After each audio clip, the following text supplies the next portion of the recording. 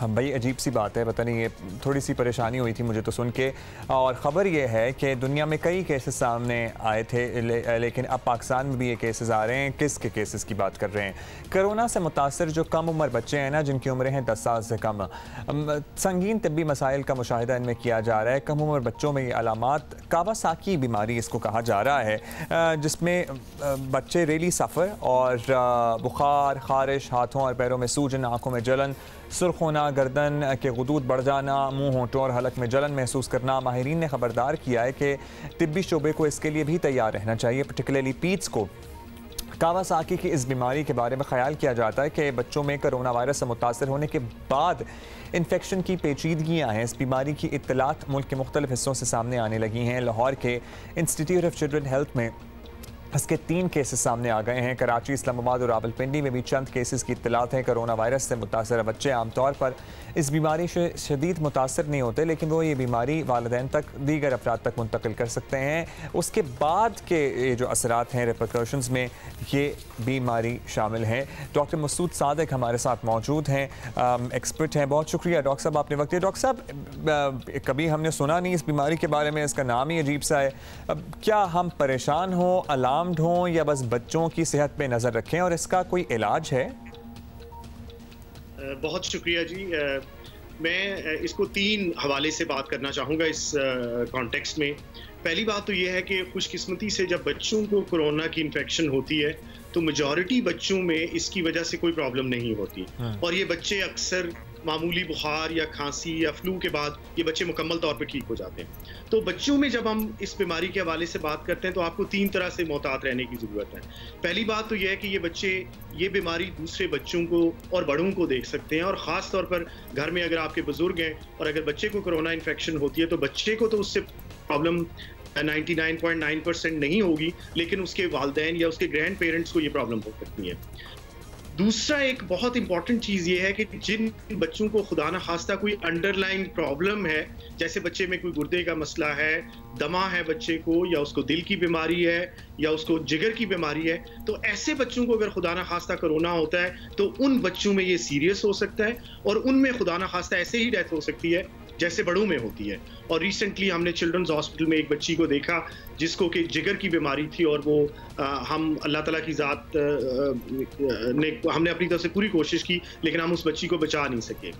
ये जिस सिंड्रोम का आपने जिक्र किया है, जिसको हम कावासाकी सिंड्रोम कहते हैं, ये एक्चुअली कावासाकी एक जापानीज़ फिजिशियन थे जिन्होंने पहली दफ़ा आज से 30-40 साल 50 साल पहले इसको डिस्क्राइब किया।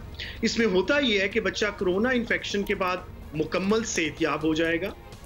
उसके 2 से 4 हफ्ते के बाद इन बच्चों को दोबारा बुखार होना शुरू होगा। उस बुखार के साथ अक्सर इन बच्चों की बॉडी पे, ख़ास तौर पर ट्रंक वाले एरिया में, जो सामने पेट वाला एरिया, उसमें एक रैश आएगी। इनकी आंखों में सुर्खी आ जाएगी जिसको हम कंजक्टिवाइटिस कहते हैं।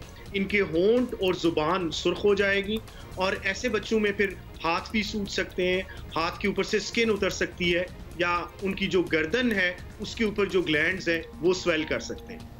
अब मेजॉरिटी बच्चों में इसमें 2 चीज़ें इंपॉर्टेंट हैं।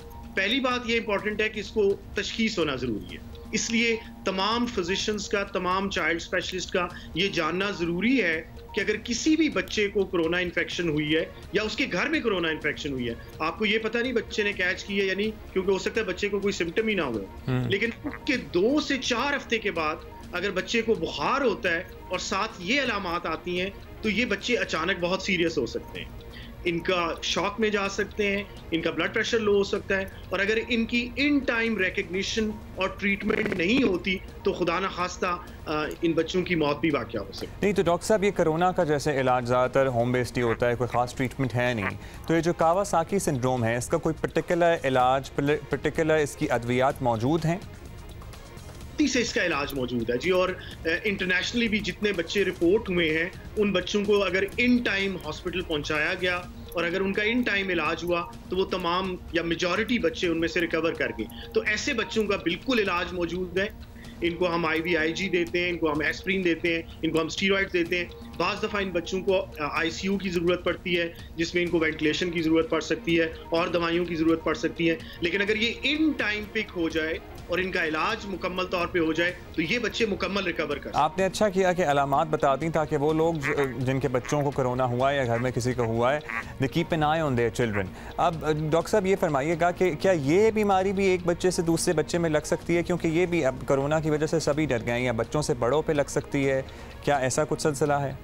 नहीं जी, खुशकिस्मती से ये बीमारी किसी और को नहीं लग सकती थी, क्योंकि ये बीमारी एक्चुअली वायरस जो है उस वक्त तक या आपकी बॉडी से निकल चुका होता है, या अगर होता भी है तो वो म्यूटेट हो चुका होता है या डेड हो चुका होता है। ये एक्चुअली उस वायरस के अगेंस्ट जो आपका जिस्म एंटीबॉडीज प्रोड्यूस करता है, वो एंटीबॉडीज आपकी बॉडी के साथ रिएक्ट करती हैं और वो आपके एक से ज़्यादा जिस्म के हिस्सों को इन्वॉल्व करती हैं, जिसमें दिल होता है, जिसमें स्किन होती है, आईज होती हैं, ग्लैंड्स होते हैं, जिनको ये अफेक्ट करती है। तो ये बॉडी का रिस्पॉन्स है। ऐसे बच्चों में एक्चुअली अक्सर अगर आप कोरोना टेस्ट करवाएंगे तो वो नेगेटिव होगा, लेकिन अगर आप कोरोना एंटीबॉडी टेस्ट करवाएंगे तो वो पॉजिटिव होगा। कोरोना टेस्ट भी पॉजिटिव हो सकता है, क्योंकि ये हो सकता है कि अभी मुकम्मल तौर पर बॉडी ने वायरस को सिक्रीट ना किया हो, लेकिन उस वक्त तक ये बच्चे उस तरह से इन्फेक्शियस नहीं होते जिस तरह एक नॉर्मल कोरोना का। क्विकली कितने केसेस अब तक आपके नॉलेज में आए हैं इसके? देखिए, यूरोप में और अमेरिका में तो अभी इनकी तादाद हंड्रेड्स में जा चुकी है, क्योंकि ये उस वक्त नहीं होते केसेस जब आपका पीक चल रहा होता है। बाद में ये उस वक्त जब आपका पीक नीचे की तरफ जाना शुरू होता है, क्योंकि ये 2 से 4 या 6 हफ्ते के बाद आना शुरू होते हैं। चिल्ड्रन हॉस्पिटल में अभी तक हमारे पास 4 मरीज इस तरह के आ चुके हैं, और पूरे पाकिस्तान में जो मेरे नॉलेज में है 1 दर्जन से ज्यादा बच्चे कराची में, इस्लामाबाद में, बाकी जगहों में इस बीमारी के साथ आ चुके हैं। बहुत शुक्रिया, बहुत शुक्रिया डॉक्टर मसूद सादिक, आपने हमें वक्त दिया और आपने हमें बड़ी ही मुफीद मालूमात दी हैं, बड़ी ही इंफॉर्मेशन दी है इंपॉर्टेंट, कि अगर बच्चे को खुदा न खास्ता इस किस्म की अलामात हों, जो मैं रिपीट कर दूं, जिसमें बुखार का चढ़ना, गर्दन में स्वेलिंग महसूस होना, पेट पे रैश होना, स्किन का झड़ना, ये सब चीज़ें हों तो आप नोट कीजिए और बच्चे को फ़ौरन हॉस्पिटल या डॉक्टर को दिखाइए।